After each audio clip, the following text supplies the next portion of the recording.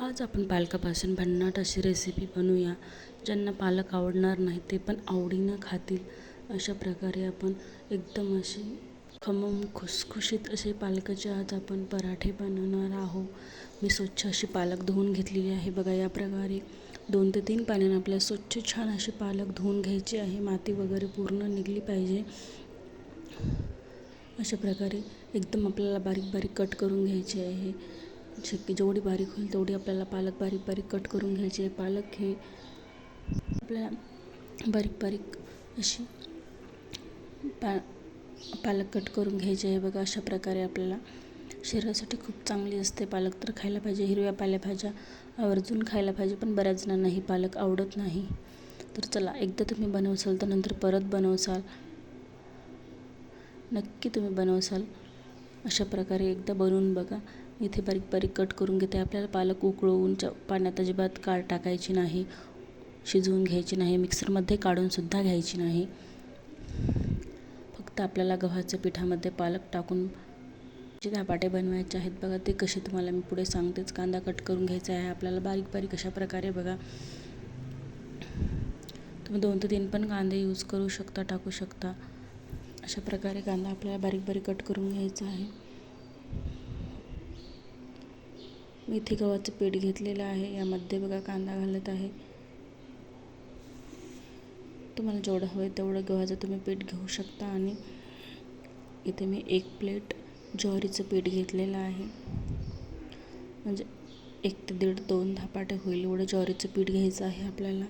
आणि एका पोळीचं एवढं आपल्याला इथे बेसन पीठ घ्यायचं आहे. बघा मूठभर मी इथे बेसन पीठ घेतलेलं आहे. याने काय होते, खमंग आणि खुसखुशीत असे आपले धपाटे बनते. तर मी इथे भरपूर असं लसूण टाकलेलं आहे. लसणाने खूप छान चव येते. भरपूर असा लसूण घाला. त्यामध्ये क्रश करून असा ओवा हाताने चोळून असा आपल्याला ओवा टाकायचा आहे. ओवा आवर्जून टाका. तर यामध्ये आपल्याला लाल तिखट नाही घालायचं. तर हिरव्या मिरच्यांचा आपल्याला ठिसा घालायचा आहे. ते पण असं ताजा करून आपल्याला घालायचं आहे.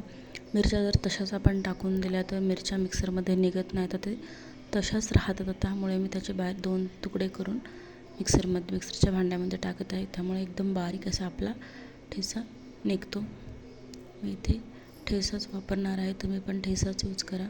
मग असा बारीक आपला ठेचा किती छान निघलेला आहे मिरच्याचे काप करून टाकल्यामुळे, तुकडे करून टाकल्यामुळे.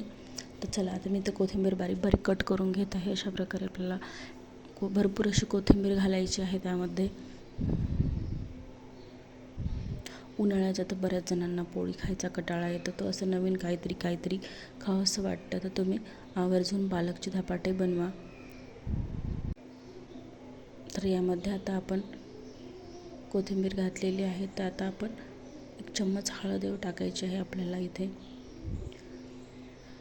1 ते 1.5 चम्मच मी इथं हळद घातलेली आहे. तर ठेचा मीठ टाकलेलं आहे मी इथे 1 चम्मच. तर ठेचा पण टाकू. चवीनुसार तुम्ही मीठ वापरायचं आहे. पालक घालून घेऊया आपण. भरपूर अशी पालक घालायची. तुम्ही जेवढी घालू शकता तेवढी तुम्ही. पालकचं काही नाही, आपल्या मनाने जेवढी टाकायची तेवढी तुम्ही पालक टाकू शकता. जेवढी पालक टाकली तेवढे छान होते. तर यामध्ये आपण ठेचा घालू. भरपूर असा ठेचा घालायचा आहे आपल्याला. तिखट होतील तेवढे छान लागतात. तुमच्या आवडीनुसार तुम्ही तिखट करू शकता. मग आता भरपूर आपण इथं ठेचा घातलेला आहे.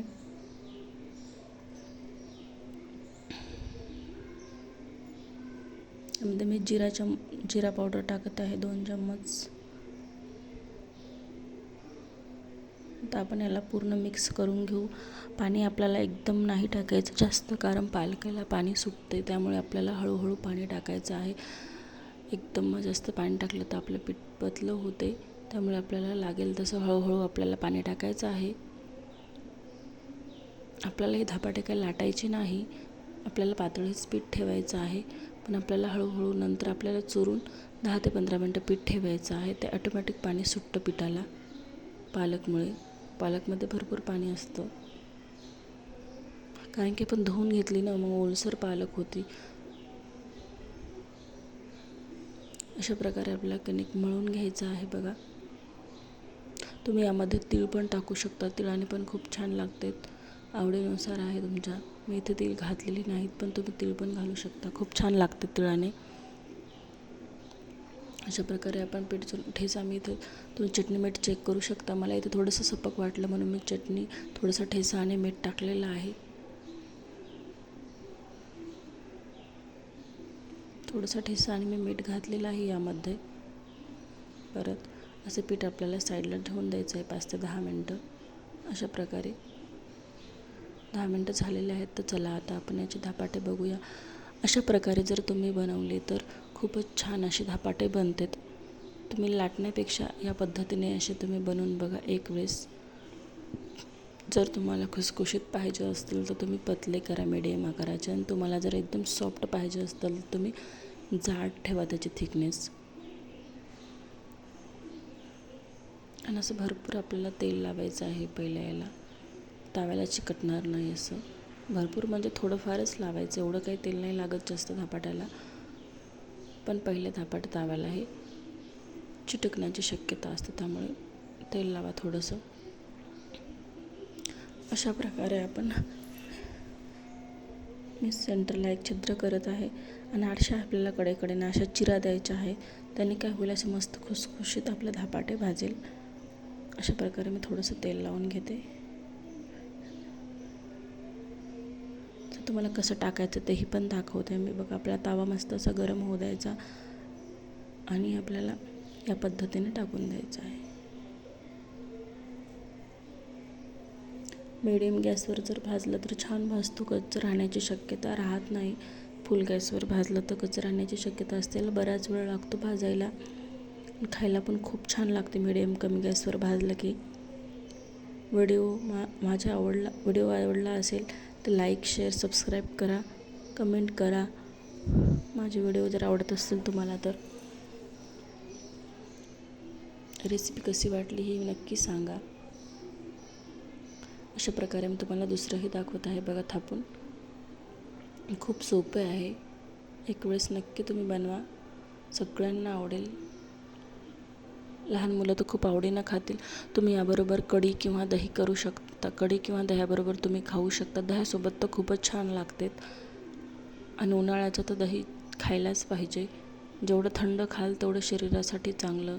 भरपूर ऊन तापत आहे आता. व्हिडिओ आवडला असेल तर लाईक, शेअर करा. चला तर पुन्हा भेटू पुढच्या व्हिडिओमध्ये.